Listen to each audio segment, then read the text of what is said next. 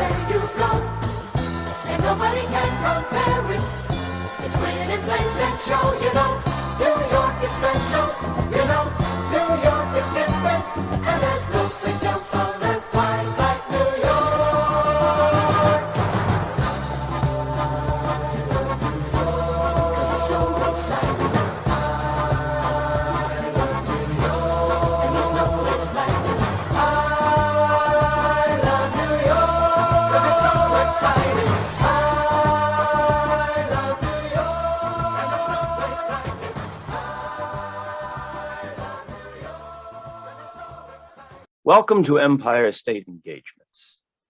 I'm joined today by Dr. Melissa Fuster. Melissa is Associate Professor of Health and Nutrition at Tulane University. She earned her PhD in Food Policy and Applied Nutrition from Tufts University and previously taught at Brooklyn College City University of New York. Her research examines the contextual factors influencing food practices and policies and interventions implemented to improve them, applying, as we will see today, a multidisciplinary and intersectional approach to examine underlying social determinants of diet-related health inequities with a focus on Latin American communities and Latin American diasporic communities. All of this comes through in her magnificent first book, Caribeños at the Table: How Migration, Health, and Race Intersect in New York City, which was published in 2021 by the University of North Carolina Press and is the subject of our conversation today. So welcome, Melissa. Hi, thank you. Thank you so much for having me. It's wonderful to have you. I love the history that you bring forth in the book, as well as the analysis of nutrition and health policy. And an important contribution of your book is that you demonstrate conclusively that questions of health and nutrition have a deep transnational history. You look in your study at three groups from three intertwined Hispanic Caribbean communities: Cubans, Dominicans, and Puerto Ricans. Pedro Ortiz Davila, the singer, sang of the islands as sisters, yet you also talk about their divergent histories. You say in a wonderful turn of phrase that, quote, Davilita's hermanas caribeñas have gradually turned into distant cousins. Talk about the intertwined histories of these islands and their cultures, as well as the ways they have grown apart in history. Yeah, no, definitely. And I love that you began your questions with that song about Davilita, because as I was writing the book, that song, it's called Son Tres, and it was always in my mind, and I even played it on as I was writing, especially that history chapter.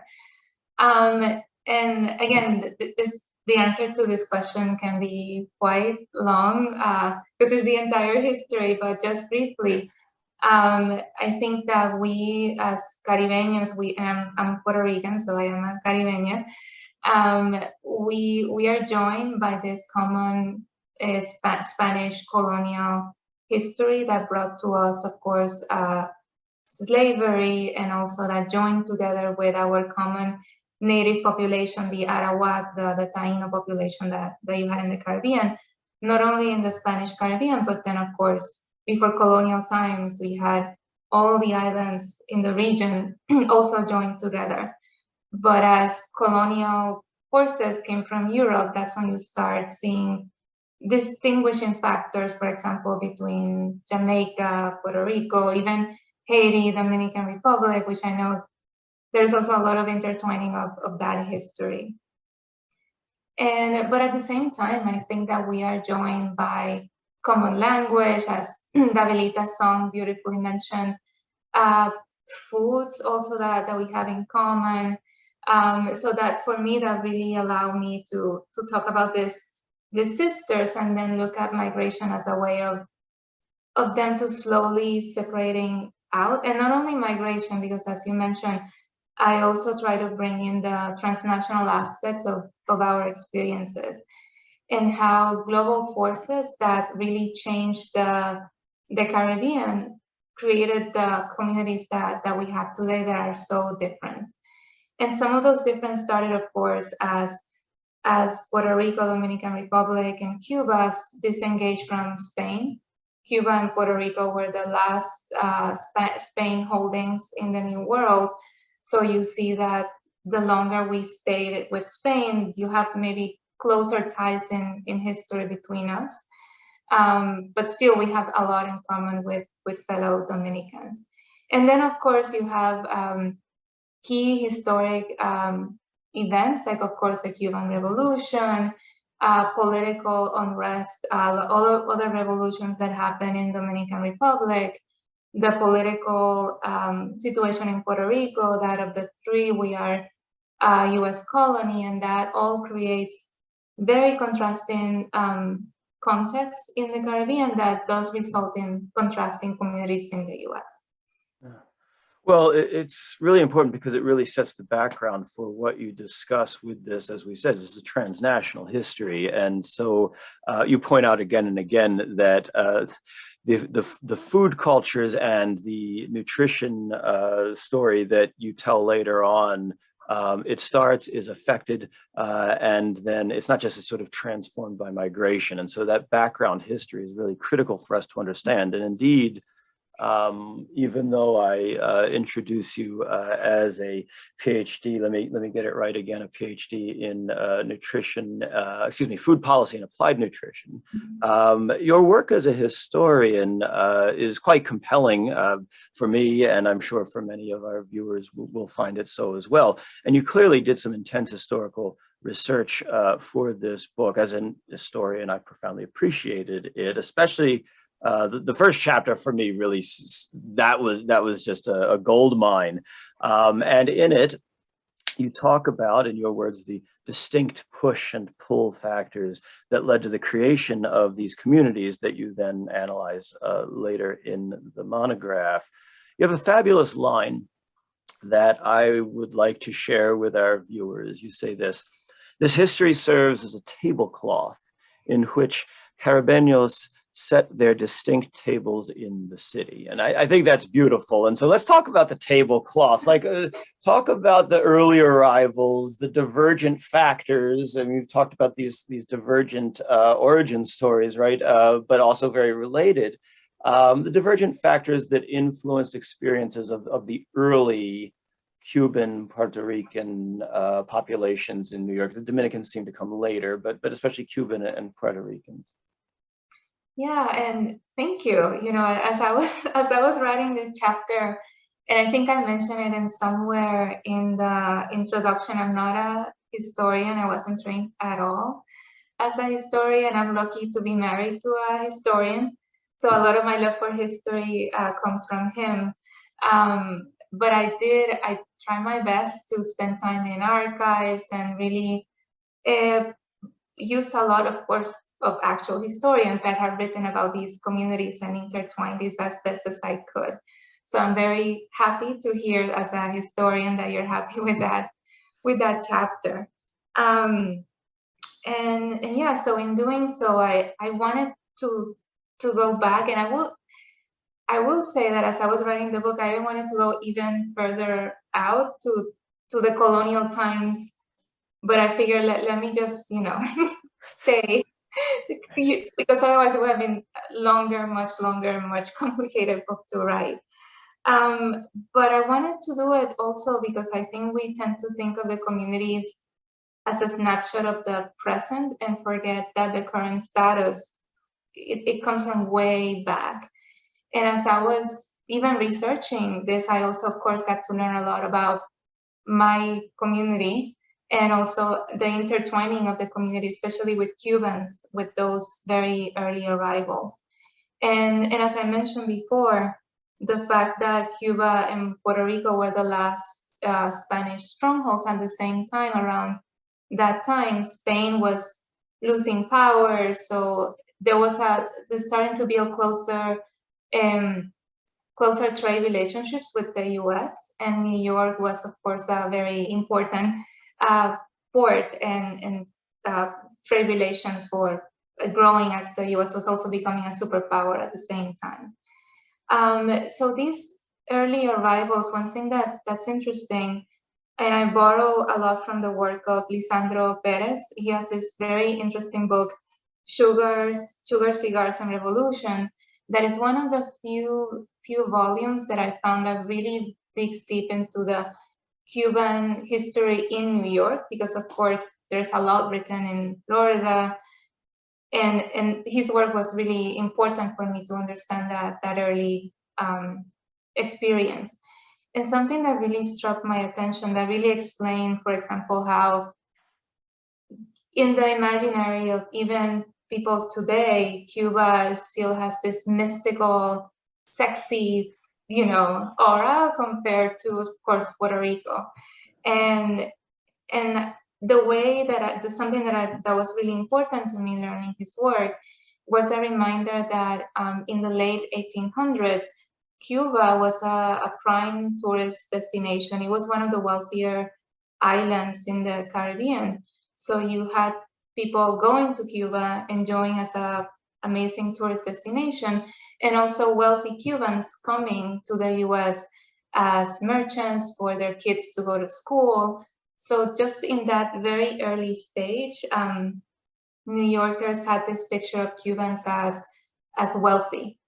Whereas, I of course I'm making like this blanket assumptions, whereas Puerto Ricans, as colonial subjects, you had another shades of how we people were looking at Puerto Ricans, that even though there were not everybody that came from Puerto Rico to New York in those early days was poor, you still had that rural backward connotation to the people that were coming here.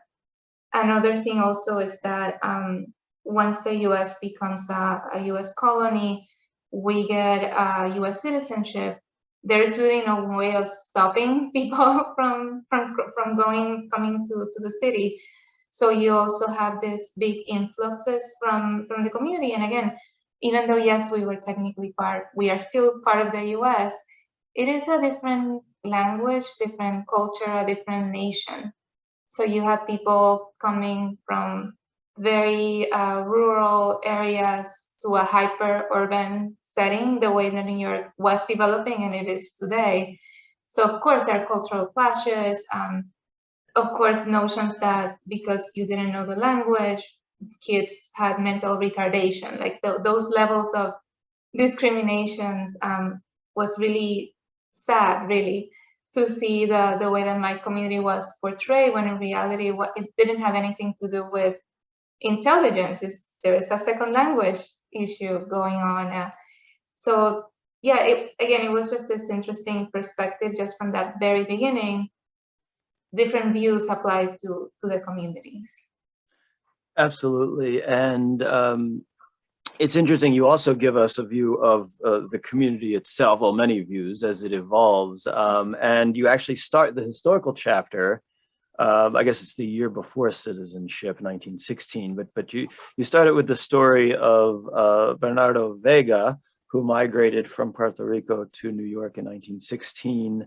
And I wonder if you could set the scene that Vega would have encountered in East Harlem, which I guess is starting to emerge as the barrio at that time, and what that world is starting to look like. And of course, the central to your story, the role of food in that emerging world. Yeah, I think definitely that the Memorias de Bernardo Vega, that book, his memoirs, of course, were super amazing for me to get a picture of the community as it was developing. And even though he does talk about it from that Puerto Rican perspective, you also see interactions between Puerto Ricans and Cubans through the tobacco industry, and also African Americans. So again, those are things that we don't talk about so much, those interactions happening at that time. And yeah, definitely the book has beautiful descriptions. I really love the way, for example, that he talks when he arrives to Manhattan and on a boat, and he talks about seeing the skyscrapers, the big buildings, and that first impression, and you can sort of imagine. Again, I remember the first time I saw them, and even when I lived in New York, I would still look at them and be impressed by them. So I love the beautiful description, and in those he also talks about, like for example, walking down East Harlem. I think it was maybe 116th Street. That's the usual Market Street, more Commerce Street, and talk about the smells of the food, plantain bunches, in the street, like people were starting to sell their foods. He also talked about that transition from being an Italian neighborhood to that Spanish transition, where merchants were starting to sell things from the Caribbean, and even merchants speaking Spanish. So that was really interesting how you see that transition. And also, another interesting part of that immigrant melting pot that you start seeing in that time is the influence of, for example, the Spaniards that were also in New York. And in that you see, for example, the stories of the Goya founder, that he came to New York, but he came to New York from via Puerto Rico.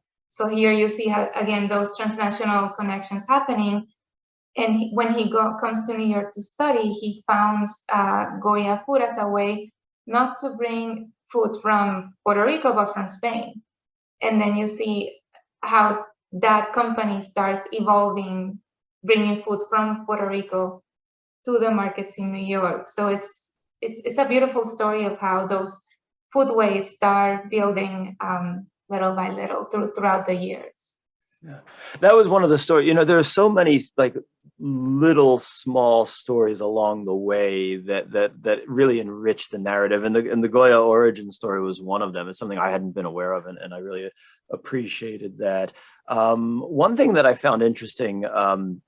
In a moment, I want to ask you about sort of the post-war, because that's when things, post-World War II, that's when things really start to grow. But briefly, before that, while we're thinking of these fascinating nuggets, as well as rich archival sources that you had, you talk about, so in the years since Vega arrives, the community's growing.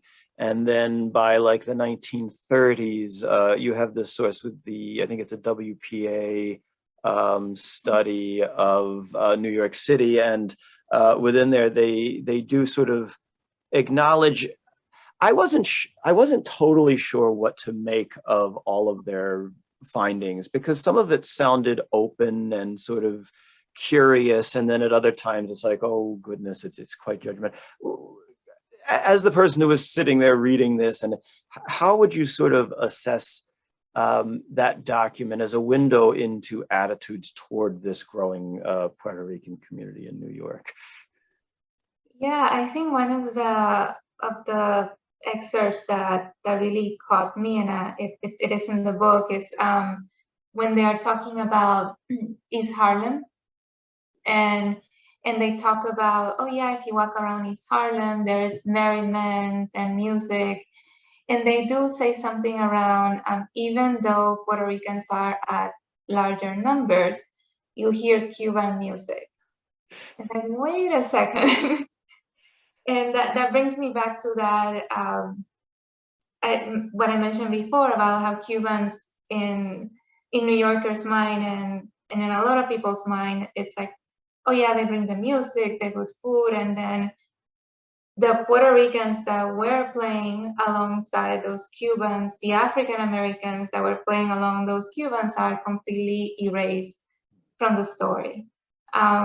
So that really caught my attention. And another thing is that I think it was there too that they also talk about the Puerto Rican community as, yeah, they only eat bread, or like the diet is very poor. Again, just talking about the community from a poverty perspective, even though I'm sure they were also leaving the cultural mark through music, through food, and then those things were more attached to the Cubans.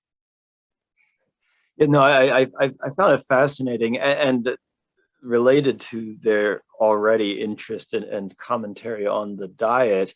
It was fascinating to me, and you mentioned this in the book, that for a long time, native-born Americans had all sorts of derogatory ideas about Italian-American foodways, and yet now that they're going after Puerto Rican foodways, they're actually, I think you said they're endorsing, well, you should move toward Italian food. Is that right? It seems sort of strange, this evolution, but I guess it shouldn't surprise us too much.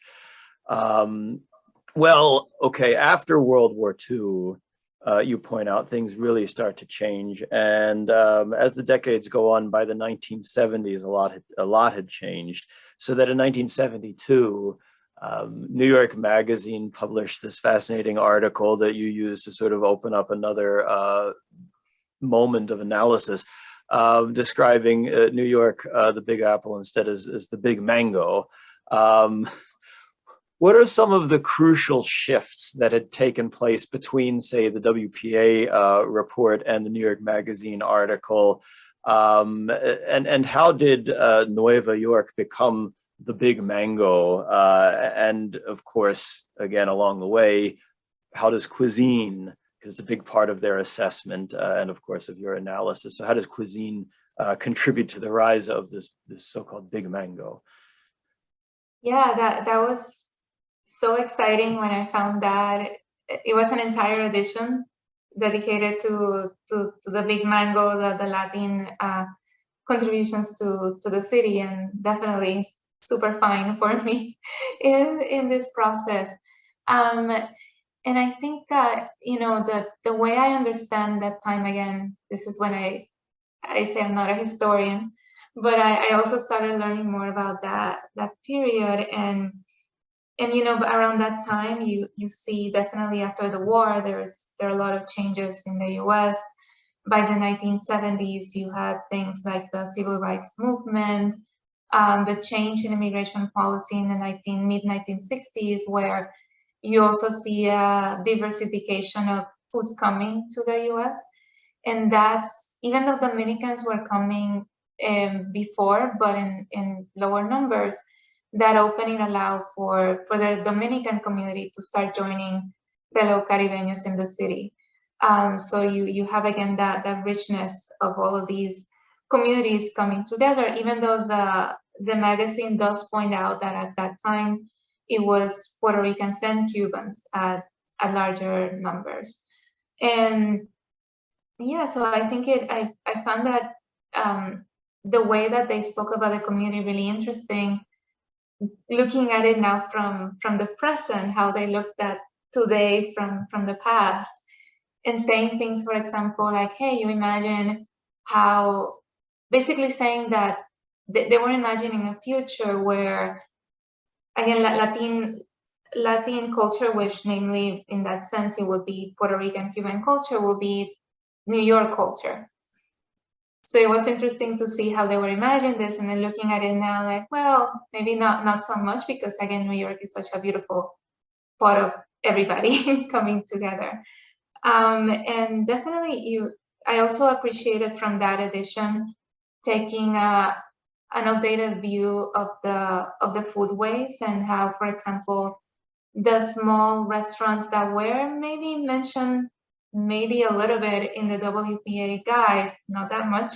Here you see much more information. You see white tablecloth Puerto Rican restaurants existing in East Harlem, that nowadays there's not that much going on. You also see snapshots of menus. So all of these things were really amazing in taking that closer look, because a big issue I had going into this is that our foods are not documented. So you would go into an archives and you may find menus, things like that, but not so much from Puerto Rican, Cubans, and Dominicans. So finding these articles and things like that really went deep, and just the fact that they decided to do an entire issue on Latino community, that I think I try to look at. The next one was maybe in the 90s. I don't know if it made it to the book, but it's just that big gap of, we do have this burgeoning community, but we're only paying attention to it in this one issue, and then moving away from it. Yeah, I did find that curious, because I think your next major example was by the 90s, when there's a lot more sort of, I guess, parity between Dominican and Puerto Rican presence, and more had changed. And one thing that I found interesting throughout that period was divides and sort of evolution in the relationships between the people who migrated to New York City and those who remained back on the home islands, and sort of the evolving relationships, because there's all these sort of derogatory terms, right? There's Dominican New York, there's New Rican, and these had started out not as complimentary terms. I'm wondering if you can talk a bit about those two terms in particular, but maybe others, and sort of the tensions they reveal early on, and then sort of evolution over time, because again, this is a transnational story, and there are transnational tensions, aren't there? Yes, definitely. And you first see the use of the New Rican term, and then I feel the Dominican York, it's more recent. Okay. And for me, they are still used, but I'm going to talk also about how they have been repurposed as well, as derogatory. But for me, it also marked the existence of a different community as well. Like, you have such a strong cultural presence that you see that distinction. Like, you are New Rican versus a Puerto Rican. And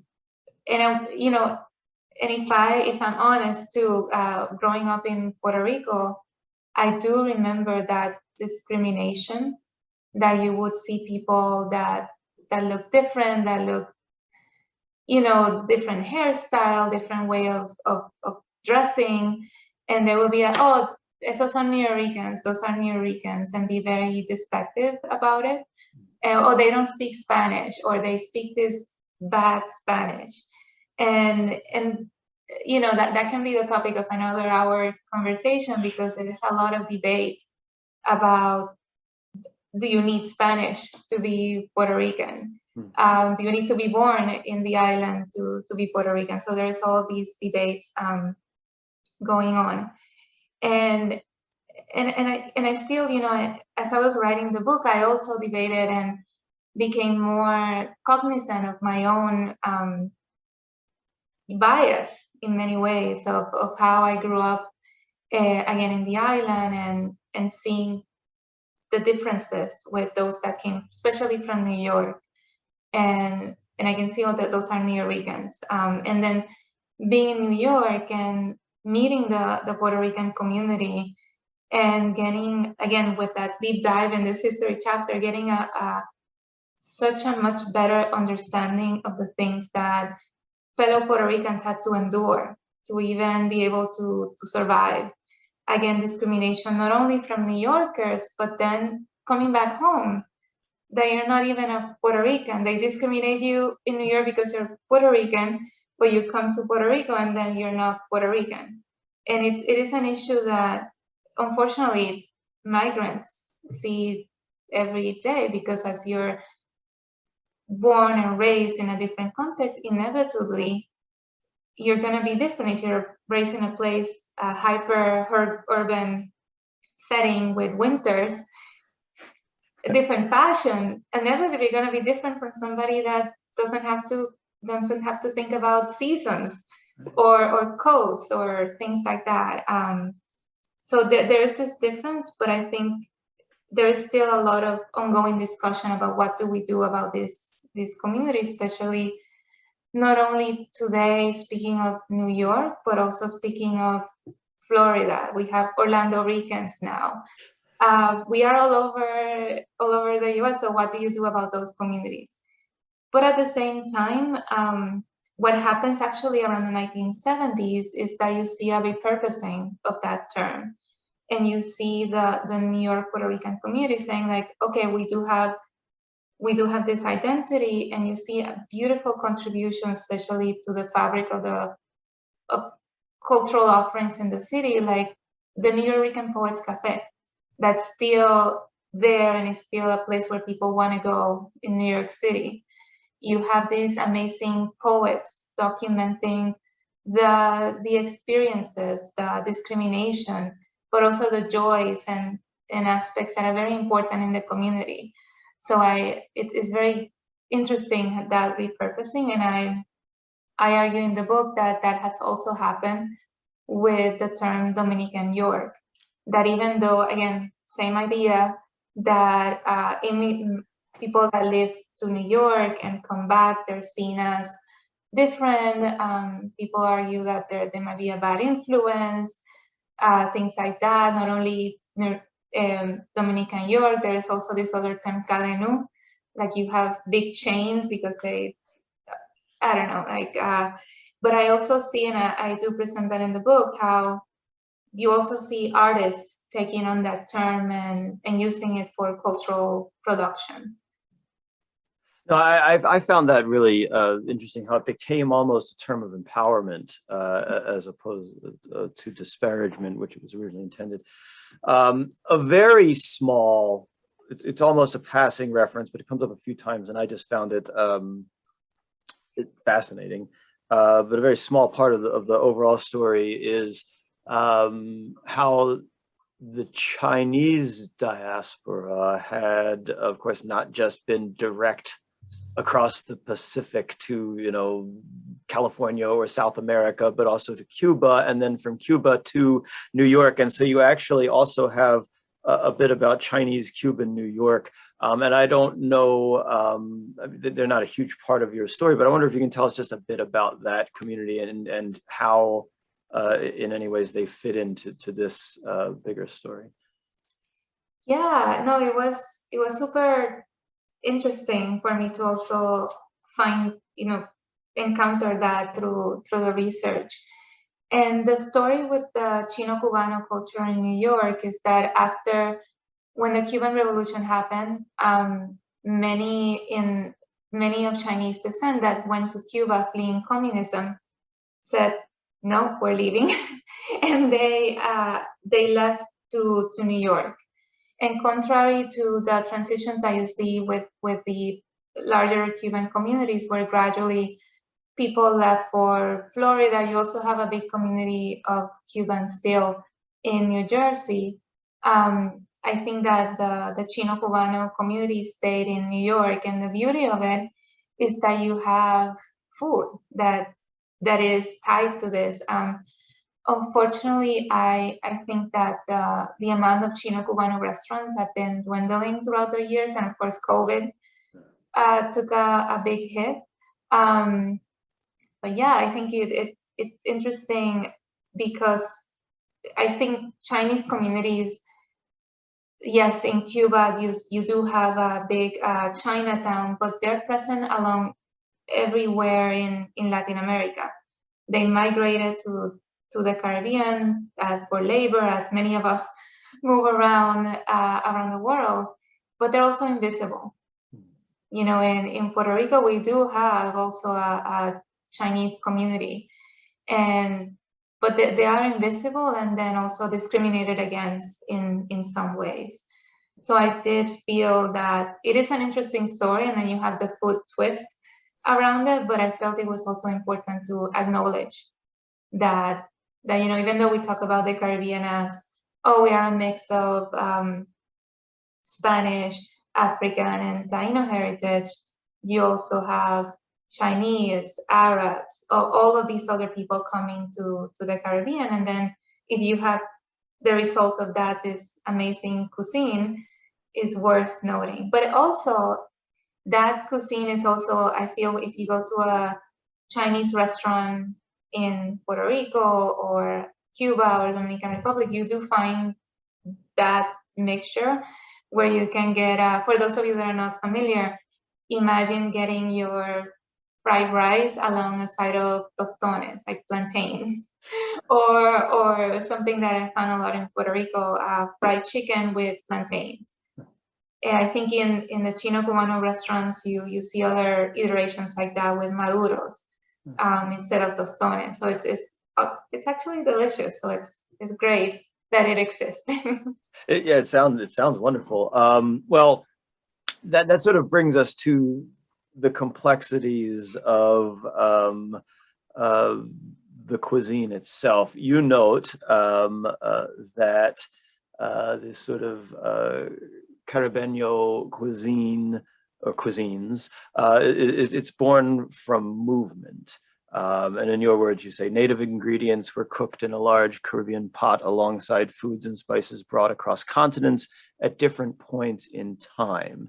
And so here we see some of that history starting to collide with some of the discussion of food that you bring out. What were some of the flavors? And you just mentioned a few of them actually, but some of the important pieces of that cuisine's emergence, the diverse flavors and contributions and historical forces. There's somewhere in here, there's a lovely chart that you have of the different of flavor palettes and things. But anyway, I would have held it up, but that would be silly. But anyway, tell us about this, how this cooking pot emerges and what goes into it. Yeah, so definitely, as I said again, we do have this image of this trio, these three influences, but what we forget is that many other people from all over the world have come to the Caribbean. And I think a great and delicious example of that actually is if you think about the Middle Eastern Syrian influence in Dominican cuisine, where you have something like the kibe, I maybe mispronouncing depending on who I speak with, the kibbeh, that is something that you think about if you go to a Syrian Middle Eastern restaurant, but it's part of the national imaginary of cuisine in Dominican Republic. In Dominican Republic, you also have a large influence from Italian immigrants, and that translates, for example, if you think of holiday foods, that spaghetti is served alongside rice. And even though, yes, we do eat spaghetti all over the world, I think there you see that more present. You also have, of course, if you think of the Caribbean, everybody else that was there, in Cuba, you have a big influence from the French, where there was a time after the Haitian Revolution that you have French colonizers moved to Cuba. So you have that Haitian French influence. And I mean, there's so many. If you think of the food from Trinidad and you think of the roti, like all of these it's so delicious, and I think that that's what makes the Caribbean so wonderful and unique. And you can see also how that translates into different phenotypes, how people look. This mixture is not only the food, is culture, languages, all of that is this melting pot. No, I mean, it's so gloriously complicated, and I think that really, both in the history and in the discussion of the cuisine, it comes through so nicely in your work. And one influence that you didn't mention, but which certainly gets discussed a great deal in the book as well, is the ways that the United States influenced Caribbean foodways, especially as we enter into the 20th century. Actually, you don't mind me giving something away from the book, that the entire book begins with young Melissa eating Kraft macaroni and cheese. And I'll just say parenthetically, we were somewhere and I had been reading this, and my wife picked up the book and started reading, and you had her at Kraft macaroni and cheese, right? That seems to be something that right away will draw lots of people in. And so I wonder if you can discuss U.S. influence. I mean, and we don't even, what is a U.S. cuisine, right? That's not even the point, but how the U.S. influences the contemporary or 20th century cuisine, particularly Puerto Rico, but throughout the story. Yeah, definitely through mac and cheese. That anecdote is, I used it as a way actually to open the book, just write out, trying to take out stereotypes or common ideas that just because we're not in the US, we're not familiar or we don't eat those so-called US foods. That definitely long conversation about what that is. And I can say, I started the book saying that I did love mac and cheese as a child, and I put that food as a food that's very US American, coming from the Depression, and the fact that I was eating it as a kid growing up in San Juan, Puerto Rico, speaks about the very urban context in which I grew up, where I had a supermarket that I can get all of those foods, walking distance. I grew up around fast foods. Puerto Rico has a lot of fast foods. You have a lot of fast food plazas. Actually, there is a joke that when you ask for directions, people might say, yeah, you pass the first McDonald's, and at the second McDonald's, you make a left. So it's that level of influence. So Puerto Rico definitely, I think, has a very strong influence from US foodways, and of course, that can definitely be explained by our relationship with the US as a US territory, where it's an open market, really. You can bring whatever you want. There is no trade law, anything happening, so it's just open borders, open commerce. So actually the first fast foods in Latin America were in Puerto Rico, and then arguably global US companies, transnational companies, can use Puerto Rico as a initial testing ground, and then you see the same companies spreading across other places in Latin America. So there is that, definitely, but also another important aspect is agriculture, and the fact that in Puerto Rico, the usual number that's thrown around is that 80% of our food is imported. So we don't grow our own food. And a lot of that has to do, again, with being a colony for so long, not having a say with what happens with the land. Whatever land is available today for growing food is taken over by big companies, like, of course, Monsanto, places like that. And even though, we can speak about the growing local food movement, is still very small and very restrained by the lack of support, and of course the global context that we live, trade, all of those things that are influencing. But at the same time, I also wanted to make the point that yes, there's a lot of influence from the US in Puerto Rico, but you also see it in neighboring countries. Dominican Republic also has your usual fast food, so definitely there. And even Cuba, we can think of Cuba as, definitely the blockade. You will not see the same products, but that doesn't mean that they don't eat pizzas, hamburgers, and hot dogs. These foods have been, they have been spread globally. And because right now we all have access to that. And also there was a point in Cuba that there was a lot of that US influence before the revolution. So you did have that influx of all of that processed foods. If you look, for example, at a cookbook from Nitza Villapol, that's people describe her as the Julia Child of Cuba before the revolution, you will see things like spaghetti with hot dogs or something like that. I may be misquoting, but recipes that do include those processed foods that came via the US. And of course, that still remains to this day. And well, it's crucial background for later in the book, because your words, you summarize it best. The shifts in food practices occur not only as a result of migration, but also before and outside of migration, as foodscapes are Americanized, including, as you point out, by corporate influences. And so, of course, later on in the book, when we're talking about, we'll get to it, but different people's perceptions of all of this, it's important to note that this is the background.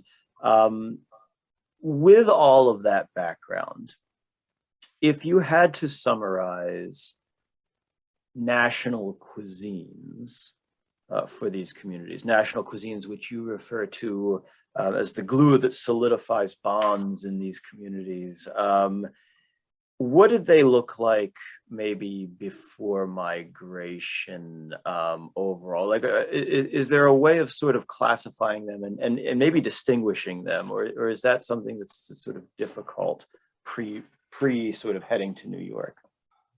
It is difficult, and when you ask that question, you need to specify what time you're speaking about, what period. Because I think if you think of speaking again, mostly from the Puerto Rican perspective, if you think of the great migration that happened in the 40s and throughout the 50s, you have this specific cuisine that maybe traveled with people.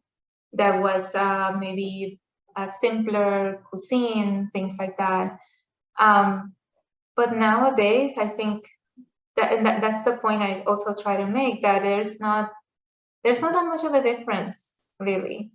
I think that there might be differences, maybe a specific item or a specific brand you might not be able to find, but I don't know if there's that big of a difference in terms of those food environments. Of course, there are differences.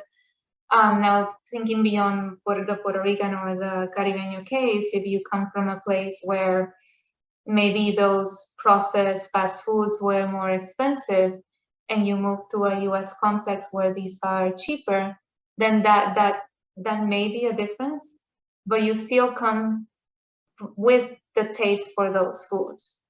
So it's a matter of changing the economic and physical access to certain foods.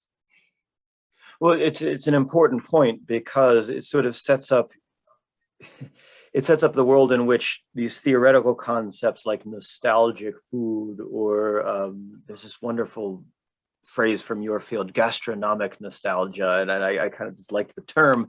Those are analytical concepts, but it sounds like what you're saying in the book is that those are a little bit more complicated even from the very beginning. Is that right? Yeah, and there are people that definitely, I mean, of course, the term, that beautiful term is not mine. I wish it was. But there are people that, of course, have written a lot about this. And when a bulk of the scholarship that addresses food and migration centers around that nostalgia. And there is this assumption that a lot of times it's true that when we move, yes, there are things that we miss, and we will try to preserve the foods from our childhood. And there's this nostalgia around certain foods. But that nostalgia is not necessarily for so-called traditional or national cuisines. That again, that's another term that can be very complicated. What is traditional for one person is not for the same thing for another. But what is interesting in some of the stories I bring in the book is that people presented nostalgia for foods that were somewhat surprising. I have this beautiful story of a young Puerto Rican man that he was saying how he missed the pancakes that his grandpa used to make, or the lasagna. And it reminded me, for example, in my case, my grandmother used to make these spaghettis with chicken, like drumsticks. And those are foods that you do have this taste in your mind that you try to recreate. And I argue that I do have nostalgia for that, but it's not rice and beans.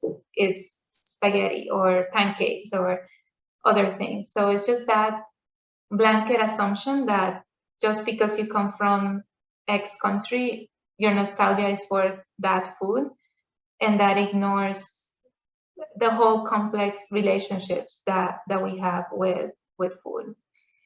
Well, no, I think it's great. I think it's really well expressed, and I really took a lot out of that. You point out, like, and that's something I appreciated, because as we're going to see in a moment, a big part of your intervention here is that analysts, public health officials, others have put too much emphasis on sort of blanket assertions about culture.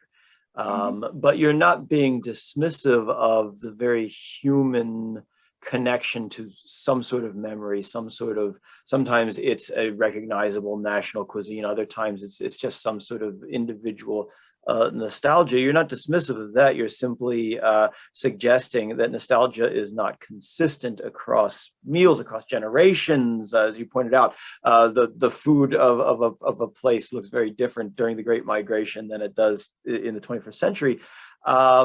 Certain core foods are, must-haves, whereas others are like that inconsistency of what is going to be part of that nostalgia is something that seems to have been missed by a lot of people for a long time, when they're dealing, especially when they're trying to deal with very real and health problems and issues within the community. And so I guess that's a pivot to some of your other analysis here, because I am, of course, by disposition and training, fascinated by the history, and I think the qualifier, I'm not a historian, is out the window at this point. And at the end, I might circle back and ask about some of the methodology, because I thought, your archival work was quite robust and impressive. But nevertheless, I don't think, as I said, that you discourage the fascination with history with your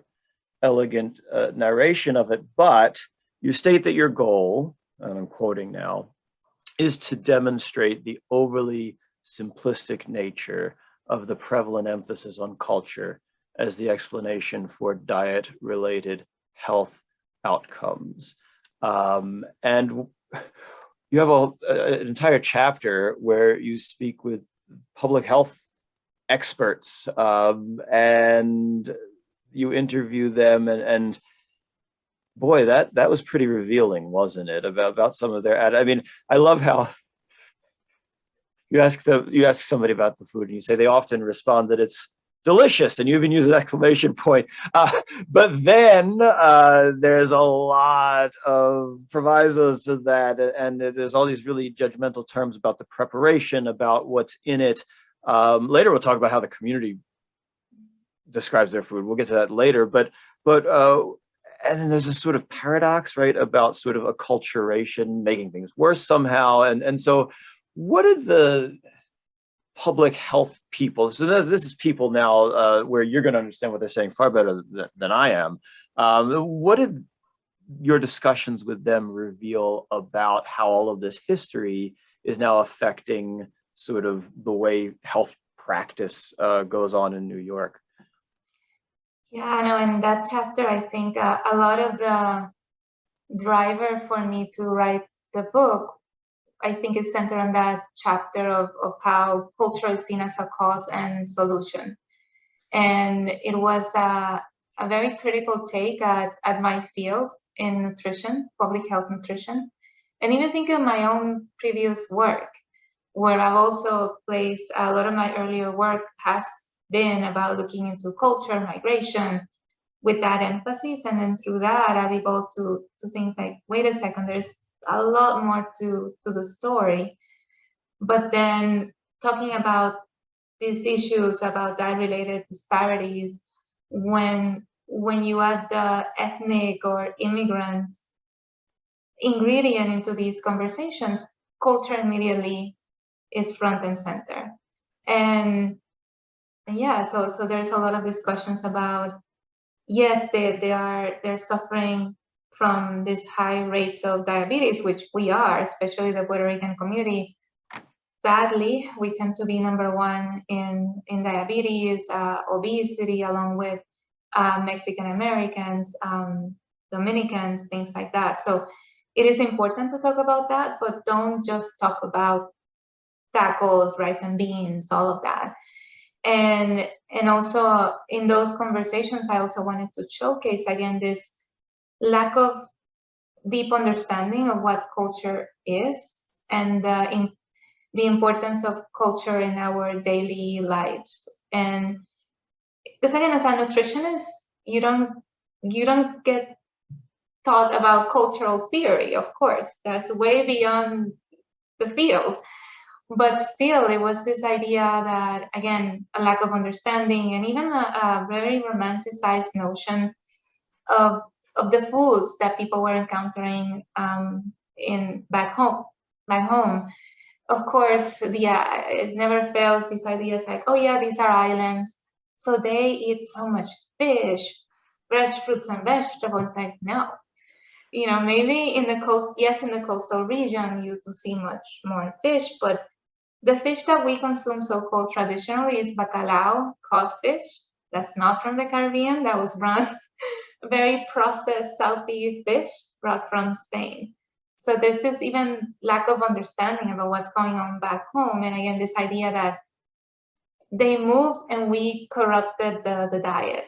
Like they suddenly discovered burgers and pizzas and they stop eating these foods, when in reality, what I aim to do with the other two chapters is explain how it's much more complicated. And the problem is that by overemphasizing culture, you miss the conversation around structure. You miss the conversation about economic factors, about the fact that Latino families are suffering from food insecurity, diet-related conditions, not because they're food culture, but because they don't have access to good food. They don't have access to healthcare. So let's talk about that. Let's talk about how we lift people from poverty, how we can do interventions that not just teach people how to eat better. I am quite a skeptic around nutrition education, but let's teach people how you can make the best of your budget. Let's make interventions that rise people up from poverty. And those are the things that I think will help, not just, oh, let's create this nutrition education curriculum in Spanish, that when you look at Latino targeted interventions, they do things like quesadillas and tacos for everybody, because we're all Mexicans sometimes. So it's like it's so complex. Yeah, I could go on with that, but a lot of that frustration of how my discipline addresses culture was a lot of the driver behind the book, because people in my field, they don't really write books, so this was a lot of that. But a lot of that push is trying to have a bigger space to bring these conversations to light. Well, what I found, I guess in some ways it's quite sad, hope I'm not reading it the wrong way, but the way your word is this gets internalized. So a lot more of your interviews were with Caribeños in New York. And as you talk to them and ask them to describe their comidas, you said that they were their descriptions were influenced by internalized notions about their diets. There's a quote right off the bat, I think, in the first of the two chapters that grow out of these interviews, where somebody says, it sounds sort of defensively, my diet is not very Cuban, I eat fairly healthy. And there's a lot of that sort of thing within that conversation. And I'll say also, there's a lot of people sort of speaking in what you refer to as sort of nutri-speak. Anyway, I guess the point is, as you spoke to the communities, how did this history, as well as the sort of tone-deaf, at best, treatment from public health officials and nutrition officials, how did all of that come through in your engagement with the Caribeños themselves?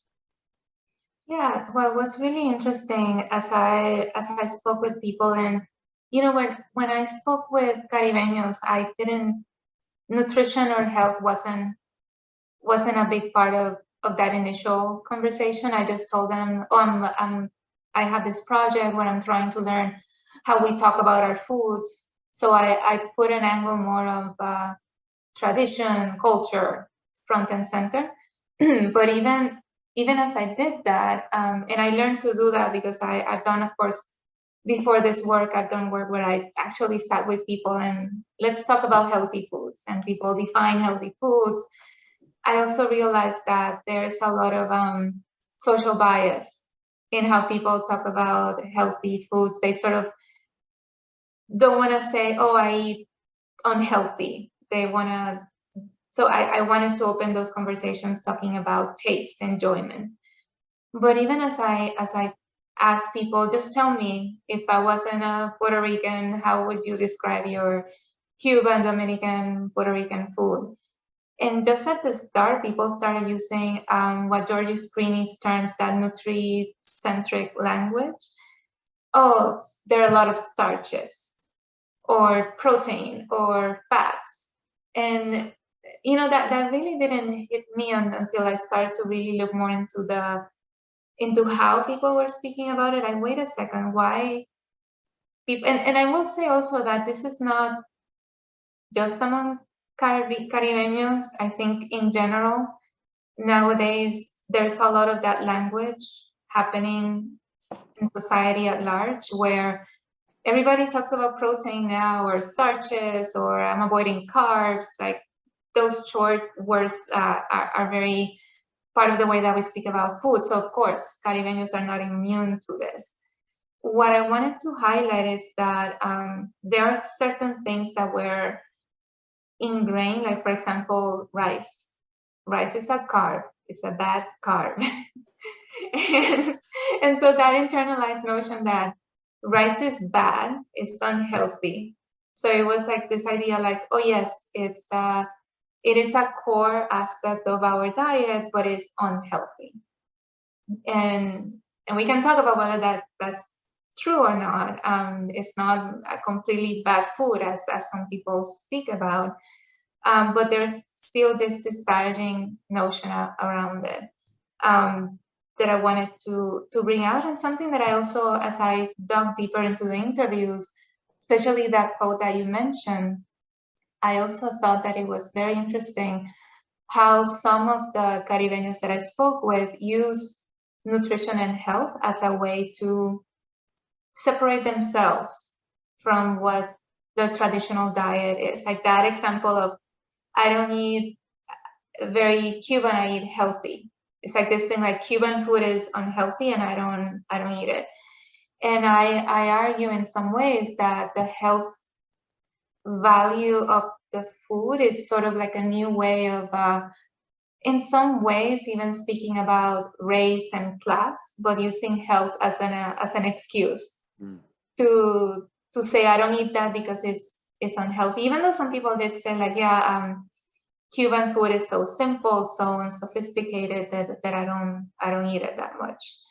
And it was also very interesting that I found that more among the Cubans that I interviewed, that of course, if I had done this work in Miami, I'm sure the story may have been different.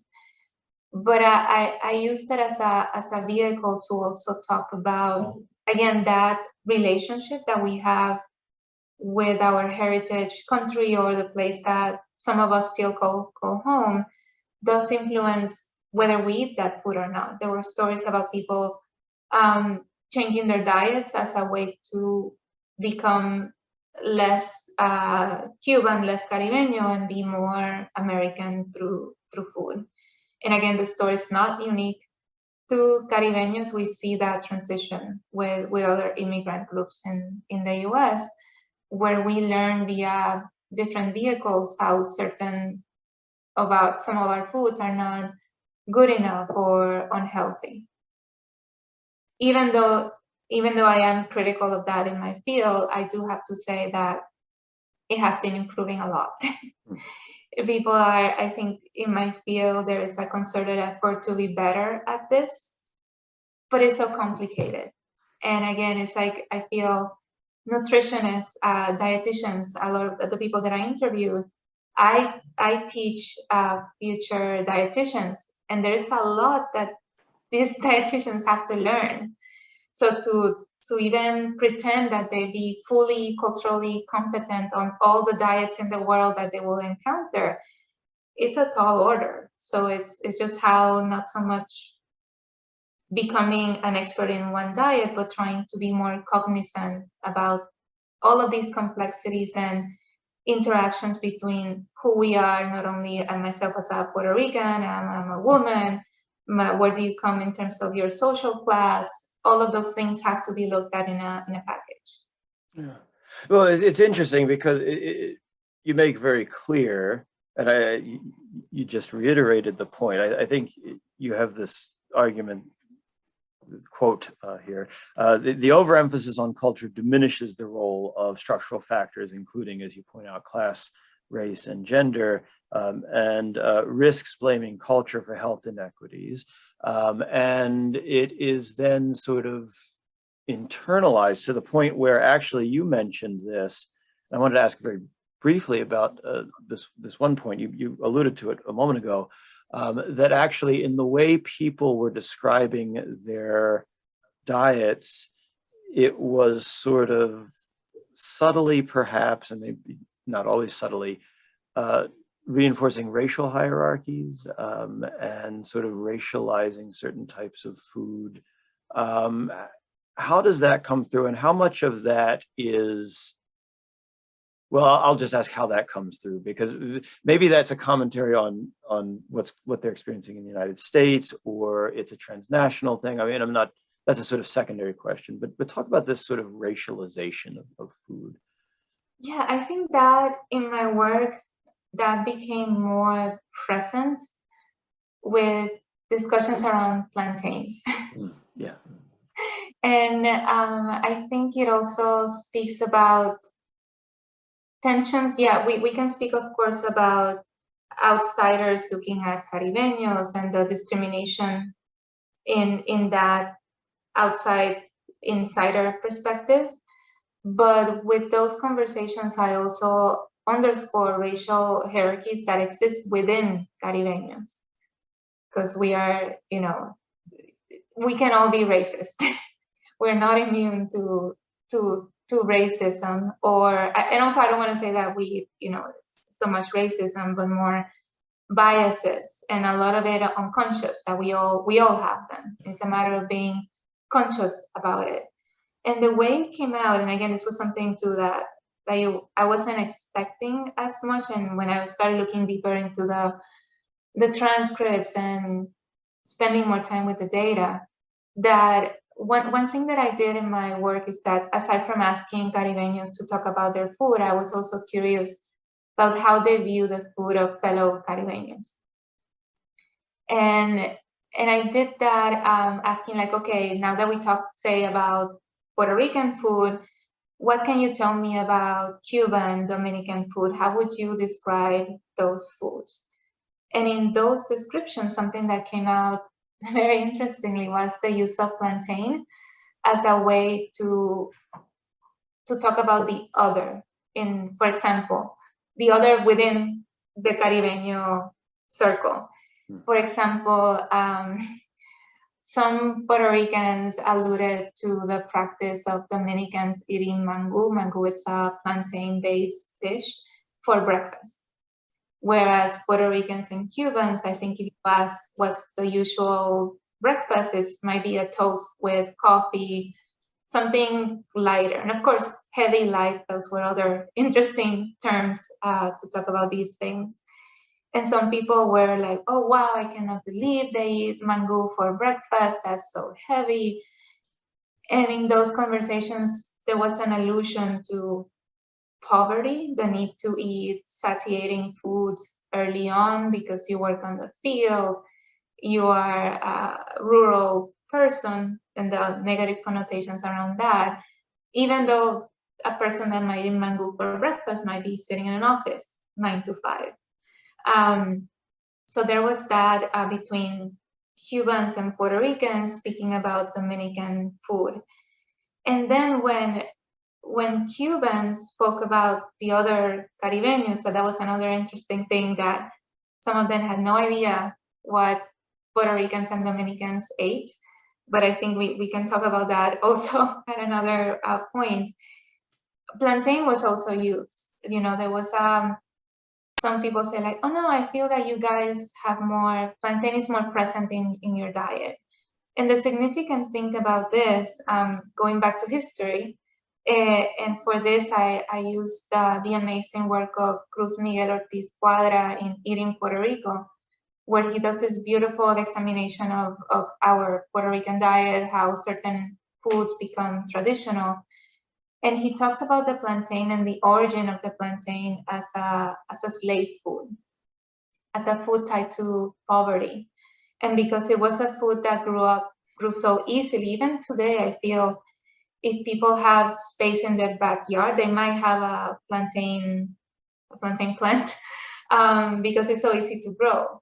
And that led to connotations of laziness, poverty.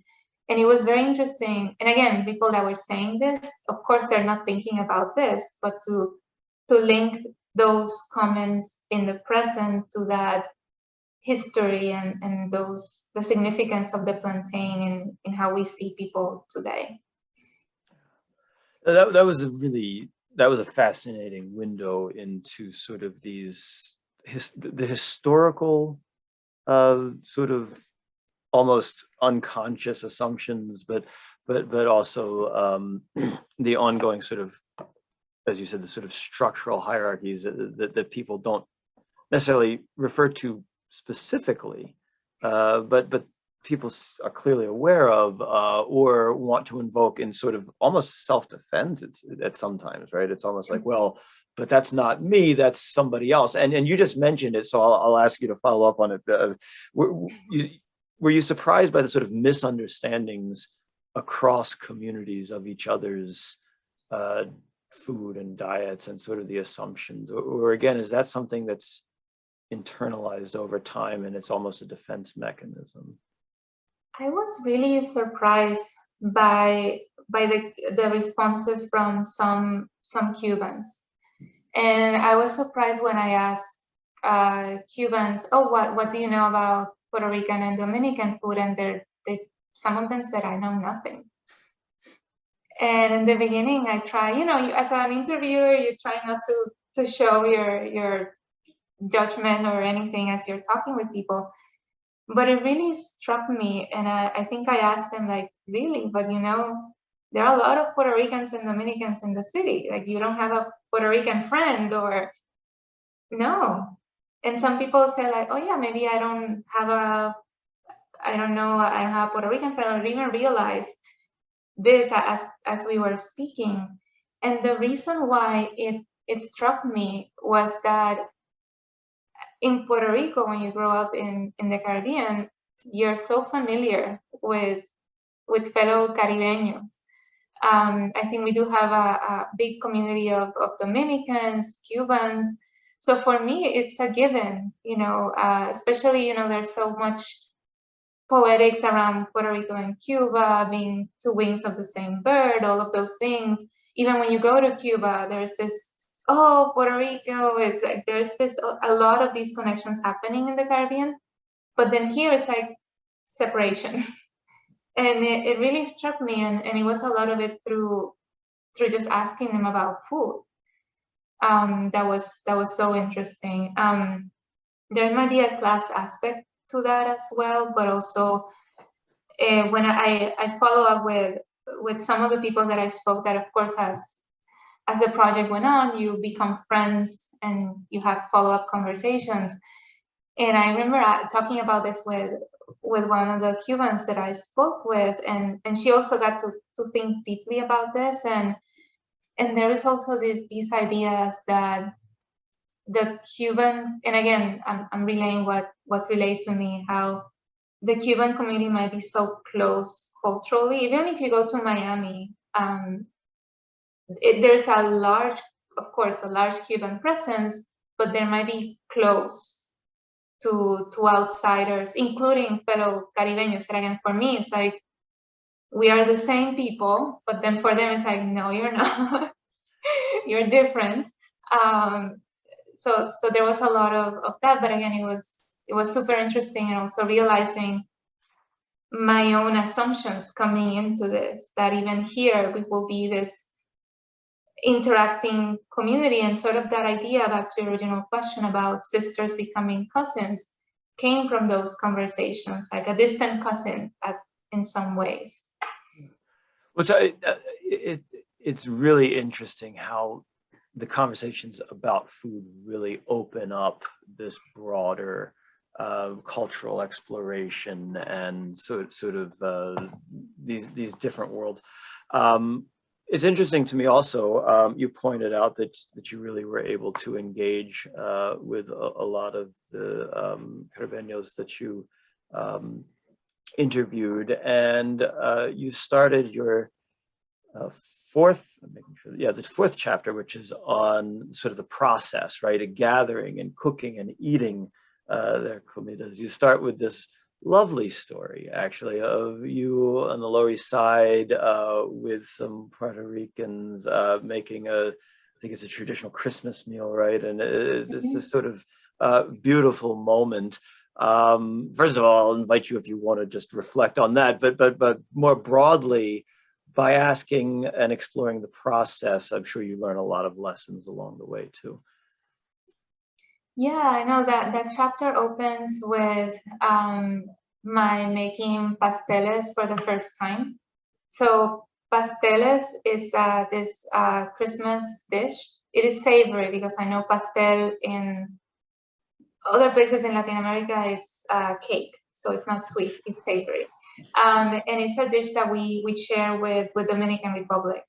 And it's usually made around Christmas, even though in New York, I think it's eaten maybe more common. Like I've seen, we're going to Staten Island and seeing somebody selling pasteles on the beach in the summer, which was very dissonant for me to see that. But that's another, I didn't include that in the book, I think. But yeah, for me, it was interesting too, because when I interviewed this woman, she's an amazing woman that she's super active in the community, using her making of pasteles. It is a home business, but she also, her business adventure is also fueled by a desire for people not to forget the Puerto Rican presence in the Lower East Side. That's a place that you still see it. That's, for example, where the New Rican Poets Cafe is, but it's also a very expensive, sought after area where Puerto Ricans have been slowly pushed out. So when I interviewed her, I think I mentioned at one point that I've never made pasteles.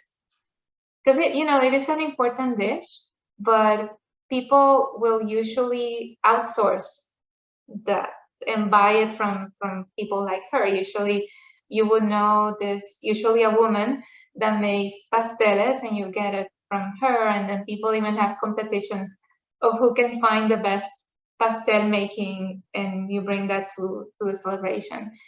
But still, I was really, when she realized I've never made pasteles, she was like, "Oh no, you have to come to my house." And it was around November, so she was making them for the season. And yeah, like it was amazing just to see how in this very tiny kitchen in a Lower East Side apartment, she had this whole assembly line. Like I think I wanted to add a picture to the book, but it wasn't the best quality, but it was like a tiny table with all of the ingredients, because it is a complex process. And then just again, that importance of this specific dish, a holiday dish, as a way to establish identity and presence, and teach the next generation, and also teach somebody like me, coming from the capital, San Juan, that never have done pasteles in her life. So that interaction was also interesting. Yeah. It's such a delightful story, and I think it again reminds us of the importance of culture to a lot of people, and the sort of humanity of the subject. This is not just statistics and policy; it's also people. And people with things that are important to them and meaningful to them, and food, for I think for most people, has some sort of, as you said before, it might be different, it might be radically different for different folks, but it always has some sort of nostalgia, and this is just a really I found it a very meaningful example. More broadly, as you're talking in that chapter to people about their process of putting together their meals, is there anything that you found revealing or surprising as they're going, navigating the city and trying to put together their comidas?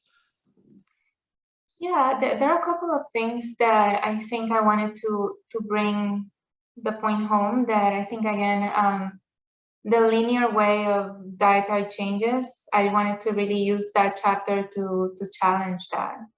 And just the encountering of new foods and what those new foods are, I think it's also very important. And I try also to highlight the uniqueness of the experience in a global city like New York, where people are complementing their meals with chicken. I think somebody mentioned from the Middle Eastern guy down the street that will bring a rotisserie chicken and cook fried yuca alongside with it, or how we're eating out and, for example, encountering curries and other spices through just eating out at restaurants, having access to so much in the city, that then you can bring home, and for example, you can make beans and add a little bit of curry powder to it, and to add those different flavors around it. And also the influence of our interactions with others, especially I think I also talk about gender and significant others, and how that influence what we eat, what we don't eat. And in those stories, I also found it very interesting that as I looked into, again, all of the data, it was super interesting, a pattern that I saw emerge, how the stories of men that changed the diet, Caribeños, thanks to a non-Caribeña, and they were open to that, and they were including ingredients and ways of cooking, or if they cooked. Most of them said they cooked. That's another that's another story about men and cooking. And then also it was interesting when I spoke to Caribeñas that were married to non-Caribeños, specifically maybe white or European descent, that they would not eat as much of their food because their husbands, it would sit bad in their stomach, for example, versus people that were married, for example, a Dominican married to a Puerto Rican, or I had some Dominican, I think, that she married somebody from another non-white culture, and then you see that more inclusion, more conversations around it. That is also, I think it hints at conversations around gender, power, race at that intersection, that again, beyond your heritage culture, those other things really influence what you eat and don't eat. No, yeah, that's right. For me, what I found is that it really demonstrated once again that this is you can't make sweeping assertions about health practices. It's these individual specific dynamics for an individual's background, for their migration story, for their family story, for within their household at the moment, within their neighborhood. There's so much going on, and you bring all of that out so effectively. And you, of course, present it in service to. I think it's fair to say that this has a fairly critical take on some public health and dietetics practice. But it's not all doom and gloom. You offer perhaps some alternatives, some action items, and you're teaching future public health and dietetics practitioners. So what sort of alternatives based on your research do you teach them, and do you hope we take from this important study? Yeah, no, definitely. And the times I've done talks, for example, where I've engaged dietetics programs, and people are aware. Like, it's really good to see that. Again, I am critical of my discipline, but within my discipline, there's this increased awareness and wanting to deal with problems. Like, for example, dietitians are overwhelmingly white women. So there is this movement to try to diversify dietetics, try to get other perspectives in that will then take care of a lot of the, hopefully, take care of a lot of the criticism, because we cannot assume that some of the dietitians I spoke were Latinas and they still had these views. But something that I try to do, at least when I teach courses that deal with food and culture, I shy away from a usual way that basically you take students around the world and say, like, oh, in this country they eat this, and this, like, I get tour around stereotypical diets with selected places, because of course you cannot go through the entire world in an entire semester. But what I try to do is actually bring that intersectional lens. Like, let's talk about gender and how that intersects with culture. Let's talk about class, race. And I also try to bring some of the articles from social sciences, humanities, food studies into conversation, so that they can have a comparative aspects of how other disciplines speak about food and nutrition, and then come with a very critical lens to look at the papers that we produce in public health and nutrition. And also within the book, I did try to end with some solutions, because I also feel that there is this growing and important scholarship being critical of nutrition, but then you read the book and you're like, okay, now what? Like, I'm very upset. This is wrong. What do we do about it? Right. Sort of discouraging. Yeah. So I wanted to end the book with some ideas of how to move forward, and some of that, for example, include, like I mentioned before, looking at systemic factors, looking at the social determinants of health, at food availability. And a big point that I do try to make is that nutrition interventions and some policies tend to be targeted at individual behavior change. You are responsible for eating right. But then I argue that we need to also look at the bigger environment. Again, food access, look at supermarkets, other places. And for example, one of the ways I'm moving beyond this work that I've been engaging in this, I've been working with this project as my current project, That's the Latin American Restaurants in Action, where I've been collaborating with restaurants to try to see how we can make healthy foods not just the easy choice, but the desired choice. How can we change perceptions that healthy foods are not palatable, boring, or that traditional Latin food is not healthy? So I've been using using restaurants as a vehicle for that, because I think chefs have such power of making food delicious and innovating. And even Latin or Caribbean chefs are engaging in plant-based dishes that are playing still with traditional ingredients, but moving away from the just rice and beans and pork, and bringing in other variety that exists within our cuisine. And I think I also mentioned in the book existing grassroots movements of Caribeños changing. For example, people that are engaging more in local food production, transnational linkages between food production in Puerto Rico and farms in New York that are happening. And again, people reimagining their cuisine. I present one of my favorite examples is this cookbook by Erisbelia Garriga, that she's a member of the community, and she has this beautiful vegetarian Puerto Rican cookbook.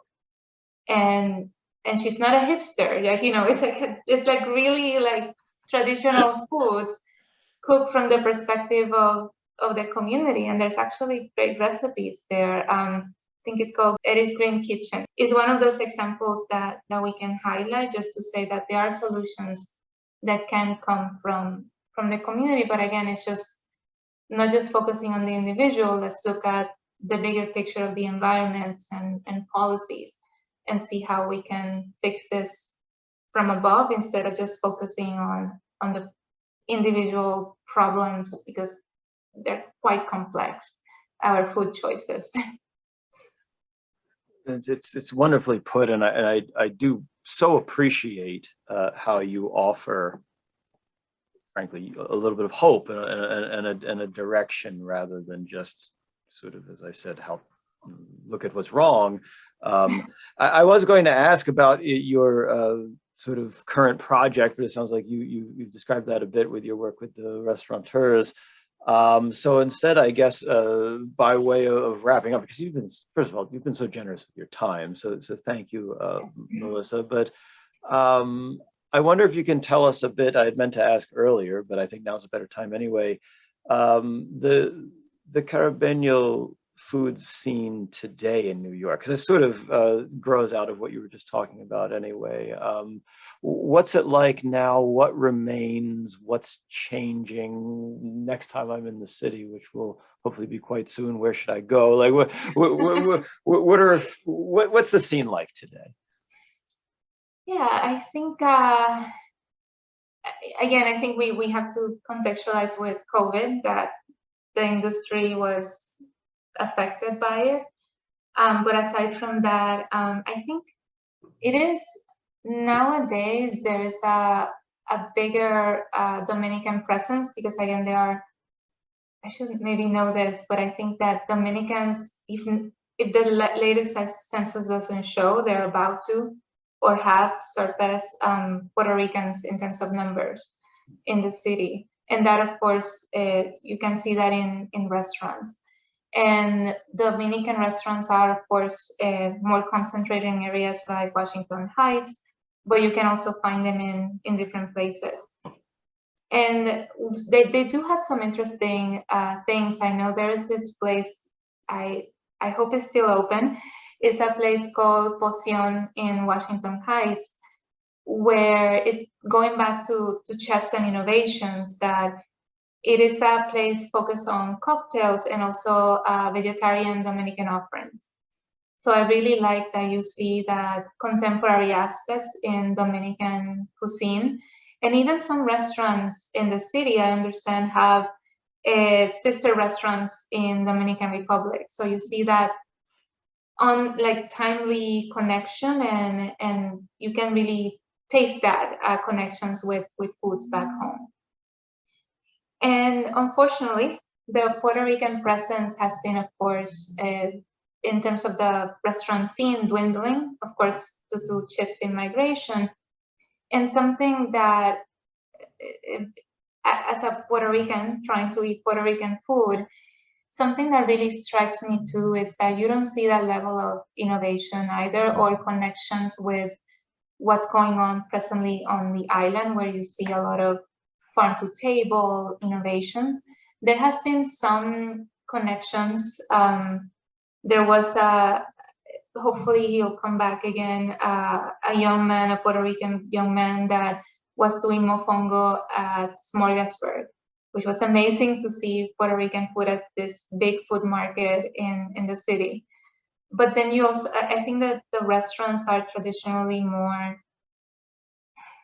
not innovative in the sense that you see like the usual rice, pigeon peas, pork, not so much of that innovation happening. But there's still some going on, that you still have some traditional amazing restaurants like Casa Adela in the Lower East Side, and newer restaurants like one of our amazing partner restaurants, Que Chévere, in the Essex market, also on the Lower East Side, that's sort of twisting Puerto Rican food and making some creative versions as well, while staying with the traditional pork. So you see that mixture happening. And then lastly, with Cuban food, I feel that's another interesting story today, the way I see it. Not only in New York, I feel, again, back to what I was saying in the beginning, Cuban food is sexy, Cuban culture. So you do see non-Cuban entrepreneurs using Cuban cuisine for business, because they see the value, the marketable value of either selling the Copacabana pre-revolution or revolutionary Cuba as a way to sell that experience. So of course, Cuban food is still present, like in many other places around the US. But yeah, I think that there's, of course, interesting things happening, and you also have Caribeño chefs that may not be cooking Caribeño food, but are also making their mark in the foodways of the city. Well, I am, again, I'm so grateful for your generosity of time today, Melissa, and for your kind engagement with my questions, and also for your brilliant scholarship. I will once again recommend to everybody watching the book from University of North Carolina Press is Caribeños at the Table by Dr. Melissa Fuster. And trust me, even if you're not a scholar of dietetics, it is quite accessible, and if you're an historian, you will enjoy it, because it is officially or not also a brilliant historical study. And I am so grateful for your time. It's been a pleasure. So thank you so much, Melissa. Thank you so much for having me.